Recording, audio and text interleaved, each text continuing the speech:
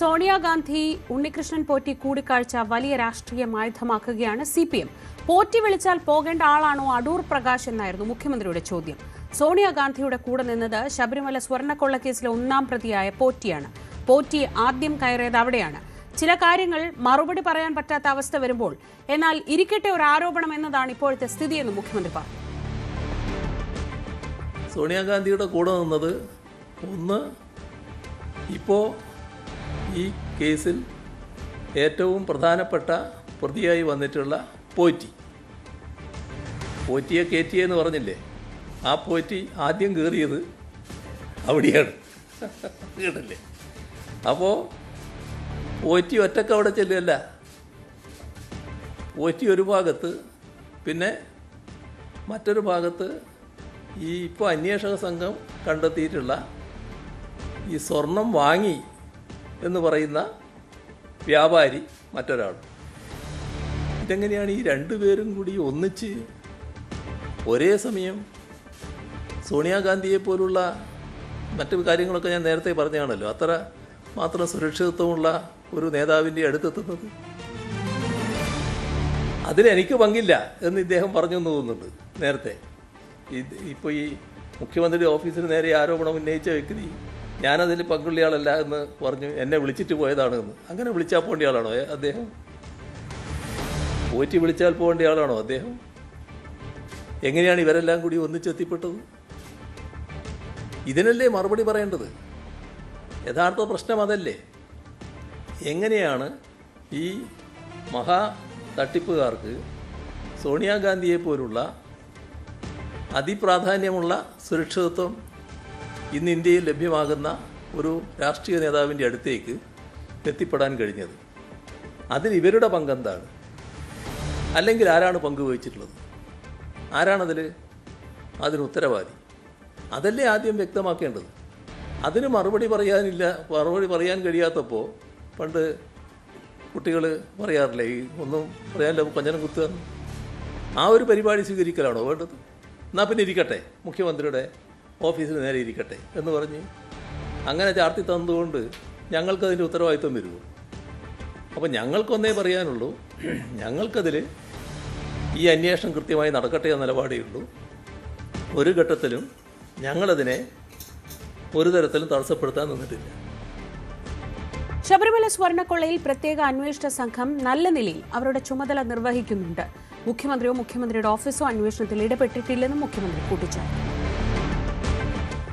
ആക്ഷേപം ഉന്നയിക്കുക എന്നത് ഒരു സ്വഭാവമാക്കിയിട്ടുള്ളവരുടെ അത്തരം പ്രതികരണങ്ങളെക്കുറിച്ച് മറുപടി പറയുന്നത് കൊണ്ട് മാത്രം അത് അവസാനിക്കില്ല. പക്ഷേ ഒരു കാര്യം നമ്മൾ കാണേണ്ടതും നേരത്തെ മുതൽ എല്ലാവർക്കും ഈ കാര്യത്തിൽ വ്യക്തതയുള്ളതുമായ കാര്യം, നമ്മുടെ സംസ്ഥാനത്ത് ഈ അന്വേഷണം നടക്കുന്നത് ഹൈക്കോടതിയുടെ നിരീക്ഷണത്തോടെയാണ്. ഹൈക്കോടതി ഫലപ്രദമായി അതിന് നേതൃത്വം കൊടുക്കുന്നുവെന്ന് എല്ലാവർക്കും അറിയാം. ആ കാര്യത്തിൽ അന്വേഷക സംഘം, ഈ SIT, നല്ല നിലയിൽ അവരുടെ ചുമതല നിർവഹിക്കുന്നു എന്നുള്ളതാണ് ഇതേവരെ വന്നിട്ടുള്ള കാര്യം. പ്രത്യേകമായ പരാതികളൊന്നും അതുമായി ബന്ധപ്പെട്ട് ഉയർന്നു വന്നിട്ടേയില്ല. ഇക്കാര്യത്തിൽ മുഖ്യമന്ത്രിയോ മുഖ്യമന്ത്രിയുടെ ഓഫീസോ ഒരു തരത്തിലുള്ള ഇടപെടലുകളും നടത്തുന്നില്ല എന്നത് നേരത്തെ തന്നെ വ്യക്തമാക്കിയിട്ടുള്ള കാര്യമാണ്. കാരണം അത് ഹൈക്കോടതിയുടെ മേൽനോട്ടത്തിൽ നടക്കുകയാണ്. ആ നിലക്ക് നടക്കട്ടെ. ഇത് ഞങ്ങൾ തന്നെ വെച്ച നിർദ്ദേശവുമായിരുന്നു. പ്രത്യേക അന്വേഷണ സംഘം വേണമെന്നും ഹൈക്കോടതിയുടെ മേൽനോട്ടത്തിൽ അന്വേഷണമാകട്ടെ എന്നുമുള്ളത് ഞങ്ങൾ തന്നെ വെച്ച നിർദ്ദേശവും പൂർണ്ണ യോജിപ്പ് അതിനോട് പ്രകടിപ്പിച്ചതുമാണ്. അതിൻ്റെ ഭാഗമായി ഒരിടപെടലും നടത്താൻ ഞങ്ങൾ തയ്യാറായിട്ടില്ല. വിവരങ്ങളുമായി VV അരുൺ ചേർന്നു. അരുൺ, ശബരിമല സ്വർണ്ണക്കൊള്ളയിൽ പ്രതിരോധത്തിലായിരുന്ന CPM ഈ സോണിയാഗാന്ധി പോറ്റി കൂടിക്കാഴ്ചയെ വെച്ച് അതൊരു രാഷ്ട്രീയ ആയുധമാക്കി തിരിച്ചടിക്കുന്ന കാഴ്ചയാണ് ഇന്നത്തെ ദിവസം നമ്മൾ കണ്ടത്.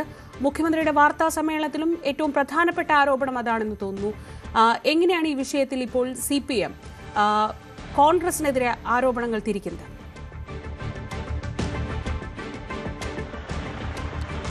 മുഖ്യമന്ത്രിയുടെ കഴിഞ്ഞ ആഴ്ചത്തെ വാർത്താ സമ്മേളനത്തിലും ഈ ആരോപണങ്ങൾ അദ്ദേഹം ഉന്നയിച്ചതാണ്. പക്ഷേ അതിനുശേഷവും കോൺഗ്രസ് ശക്തമായി തന്നെ സർക്കാരിനും പ്രത്യേകിച്ച് ഇന്ന് മുഖ്യമന്ത്രിയുടെ ഓഫീസിനെതിരെയൊക്കെ ആരോപണങ്ങളുമായി രംഗത്ത് വന്നതാണ് മുഖ്യമന്ത്രിയെ ഇത്തരം ഒരു മറുപടി പറയാൻ പ്രേരിപ്പിച്ചതെന്ന് വേണം കരുതാൻ. പോറ്റിയെ കയറ്റി എന്നാണല്ലോ പറയുന്നത്. എന്നാൽ ആദ്യം പോറ്റി കയറുന്നത് എവിടെയാണ് എന്ന ചോദ്യമാണ് മുഖ്യമന്ത്രി മുന്നോട്ട് വയ്ക്കുന്നത്. പോറ്റി ആദ്യം കയറിയത് സോണിയാഗാന്ധിയുടെ അടുത്താണ്. ഇതിൻ്റെ ഏറ്റവും പ്രധാനപ്പെട്ട ഓഫീസുകളിലൊന്നായ അല്ലെങ്കിൽ അത്ര സുരക്ഷയുള്ള ഒരു സ്ഥലത്തേക്കാണ് പോറ്റി ആദ്യം എത്തിയത്. പോറ്റി മാത്രമല്ല, പോറ്റി കട്ടവനാണെങ്കിൽ വിറ്റവനും കൂടെയുണ്ട്. ഗോവർദ്ധന്റെ പേര് പറയാതെയായിരുന്നു മുഖ്യമന്ത്രി അത് പരാമർശിച്ചത്. കട്ടവനും വിറ്റവനും ഒരുമിച്ച് വന്നു. അപ്പോൾ ആരാണ് കൂടെ ഉണ്ടായിരുന്നത്? അത് 2 എംപിമാരാണ്. കോൺഗ്രസിന്റെ പത്തനംതിട്ടയിൽ നിന്നുള്ള 2 നേതാക്കളാണ്. അതുകൂടി പറഞ്ഞുകൊണ്ട് അടൂർ പ്രകാശിനെയും ആന്റണിയെയും പറഞ്ഞുകൊണ്ടാണ് മുഖ്യമന്ത്രി ഈ കാര്യം പറഞ്ഞത്. അങ്ങനെ സർക്കാരിനെതിരെ ആരോപണം ഉന്നയിക്കുന്നവർക്ക് എങ്ങനെയാണ് സോണിയാഗാന്ധിയുടെ അടുത്ത് ഈ 2 പേർക്കൊപ്പം ഇവർ 2 പേരും എത്തിയതെന്ന് കൂടി പറയേണ്ട രാഷ്ട്രീയ ധാർമ്മികതയില്ലേ എന്നാണ് മുഖ്യമന്ത്രി ചോദിക്കുന്നത്. മറ്റൊരു കാര്യം, സ്വർണ്ണ കൊള്ളക്കേസിൽ മുഖ്യമന്ത്രിയുടെ ഓഫീസ് അന്വേഷണത്തിൽ ഇടപെടുന്നു. മുഖ്യമന്ത്രിയുടെ ഓഫീസ് അന്വേഷണം അട്ടിമറിക്കാൻ ശ്രമിക്കുന്ന ആരോപണങ്ങൾക്കും അദ്ദേഹം മറുപടി പറയുകയാണ്. സർക്കാർ ആവശ്യപ്പെട്ട പ്രകാരം, സർക്കാർ കൂടി താല്പര്യപ്രകാരമാണ് ഈ അന്വേഷണം, SIT അന്വേഷണം ഹൈക്കോടതി നേതൃത്വത്തിൽ തുടങ്ങിയത്. നല്ല രീതിയിൽ അന്വേഷണം പോകുന്നുണ്ട്. ഹൈക്കോടതി കൃത്യമായ ഇടപെടലുകളുണ്ട്. അവിടെ സർക്കാർ ഒരു ഇടപെടലും ഈ അന്വേഷണത്തിൽ നടത്തിയിട്ടില്ല. ആരെ ചോദ്യം ചെയ്യണം, ആരെ ചോദ്യം ചെയ്യേണ്ട എന്ന് തീരുമാനിക്കുന്നതും മുൻകൂട്ടി അറിയുന്നതും സർക്കാരിന് അറിയാവുന്ന കാര്യങ്ങളല്ല. അത് എന്തിനാണ് അതിൽ പ്രതിപക്ഷ നേതാവിന് പരിഭവം? ആരെ വേണമെങ്കിലും ചോദ്യം ചെയ്തോട്ടെ. കടകംപള്ളി സുരേന്ദ്രൻ CPMന്റെ സംസ്ഥാന സമിതി അംഗത്തെ ചോദ്യം ചെയ്തതുമായി ബന്ധപ്പെട്ട ചോദ്യത്തിന് മുഖ്യമന്ത്രി പറഞ്ഞു ഇങ്ങനെയായിരുന്നു, അവർക്ക് കാര്യങ്ങളിൽ വ്യക്തത വരുത്താൻ ആരെ വേണമെങ്കിലും ചോദ്യം ചെയ്യാം.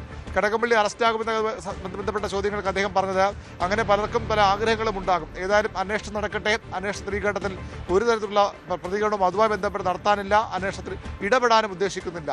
കോൺഗ്രസ് കൂടി മറുപടി പറയേണ്ട കാര്യമാണ്. സോണിയാഗാന്ധിയുടെ അടുത്തേക്ക് ഈ തട്ടിപ്പുകാർ എങ്ങനെ എത്തിയെന്ന കാര്യത്തിൽ കോൺഗ്രസ് മറുപടി പറയണമെന്ന് ആവർത്തിച്ച് ആവശ്യപ്പെടുകയാണ് മുഖ്യമന്ത്രി. കോൺഗ്രസ് നേതാക്കൾ അതിന് മറുപടി പറയാതെ ചില കുട്ടികൾ ചെയ്യുന്നത് പോലെ ഉത്തരം മുട്ടുമ്പോൾ കൊഞ്ഞനം കുത്തി കാണിക്കുന്ന ശീലം കാണിക്കരുതെന്നും മുഖ്യമന്ത്രി പിണറായി വിജയൻ വ്യക്തമാക്കുന്നു. ഏതായാലും കോൺഗ്രസിനെതിരെ കൂടി ആരോപണം തിരിച്ചുവിടുകയാണ് CPM. അന്വേഷണം ഇനിയും നടക്കട്ടെ, ഇനിയും മുന്നോട്ട് പോകാനുണ്ടല്ലോ, അപ്പോൾ ബാക്കി കാര്യങ്ങൾ കൂടി വ്യക്തമാകുമെന്നാണ് മുഖ്യമന്ത്രിയുടെ നിലപാട്.